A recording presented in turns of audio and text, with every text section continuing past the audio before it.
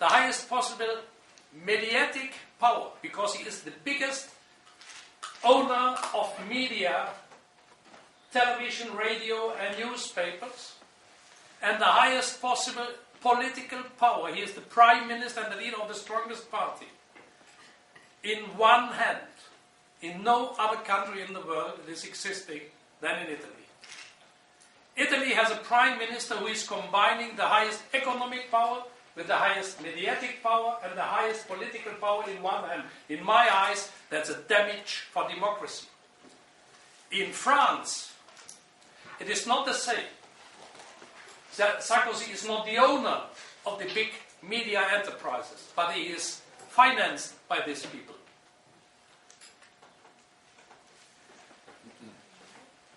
And he is not the richest man, but the richest men in the country are those who are the owners of the big media enterprises and his best friends, Mr. Bouygues, for example, who is, by the way, also the owner of the biggest telecommunication enterprise. It's not in one hand, but it's coordinated in the Élysée Palace. The combination of economic power, mediatic power, and political power. And to play. You never know when Berlusconi is speaking as a milliardaire, or as the prime minister, or as the entrepreneur of Telesete. You never know. And if in Italy the chamber is deciding with the absolute majority of Berlusconi's party, and the election, by the way, of the members of the parliament is made by the prime minister. On the list of Berlusconi's party are only people selected by him personally. And if the chamber with these people is deciding the reduction of taxes for enterprises, the biggest profiteur is the prime minister. So that's not a democracy. That's not a democratic model of democracy we are running for. Therefore, I was a little bit surprised that you had the impression that what I said could be said by Sarkozy and Berlusconi. Never they would accept a sentence like, "We need more rules on the market." Their program is, "We need less rules on the market." So Sarkozy perhaps with a slightly different approach than Berlusconi, but you can be sure Carla Bruni, Nicolas Sarkozy and Silvio Berlusconi are close friends. Why people are leaving the country? That was your question.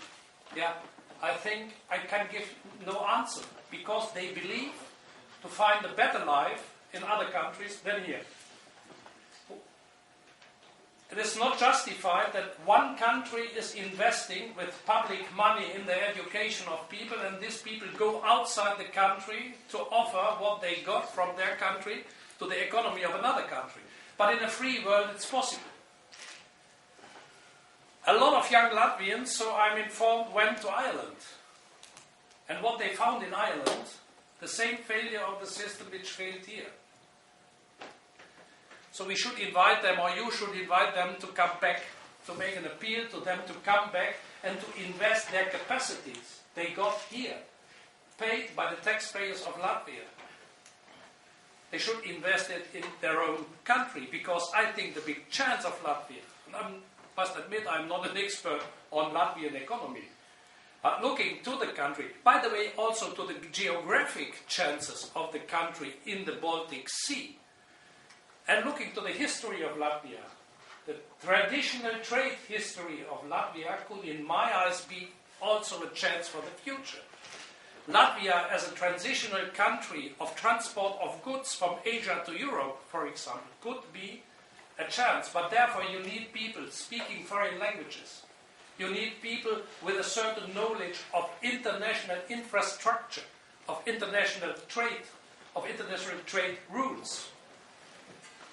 Therefore, well-educated people should come back to the country. As more a country has a well-educated, young and active population, as higher the chance to survive in the worldwide competition or in the European-wide competition. So my answer to you is how we can prevent that they leave the country. I think the country itself, the government in the country, should show to people, if you stay here, your chances are higher than if you leave the country. I know that's easy expressed and more difficult to realize, but that's the only answer I can give. What can Europe do for climate change? If the European... Europe what can do? Huh? Europe what can do? Europe? Europe. Yeah, that was what I said. Yeah. What can we do? What I can do. Yeah. The European. Yes. Every single European. That's a different question. Okay, then I understood it in another way. Everybody should... very simple things, I think. We should buy products productive in a sustainable, what we say, Nachhaltigkeit, sustainability. There are information on the product, produced in a sustainable framework or not. Fair trade is, for example, a very important point. Do we use products from third world countries, from Asia, from Latin America, for example, wood products produced by enterprises destroying the rainwood in Brazil or in Indonesia? Or are these products produced in Europe in another way, which are more expensive, but saving the wood? Or, other example, water consumption. In some areas, it's perhaps not in your country, but in southern Europe, the kind of water consumption is a very important point. In southern Spain or in Greece are some areas without water. In the meantime, in Rome, every villa has a big pool.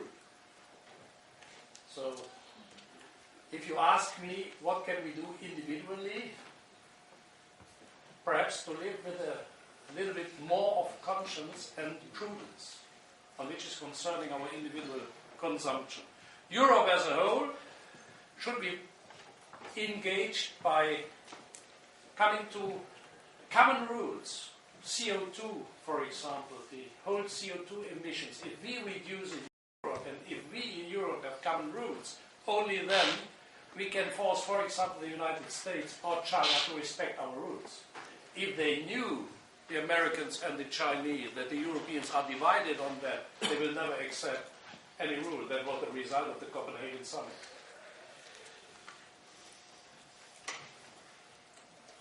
Latvia has failed in the European Union. It's difficult for me to answer, but I think what failed, not only in Latvia, but failed in other states, and I will come to Greece and to Spain and to Ireland a little bit later, what failed as a whole in the European Union was an ideology of the last 20 years. That was what I tried to express in my speech.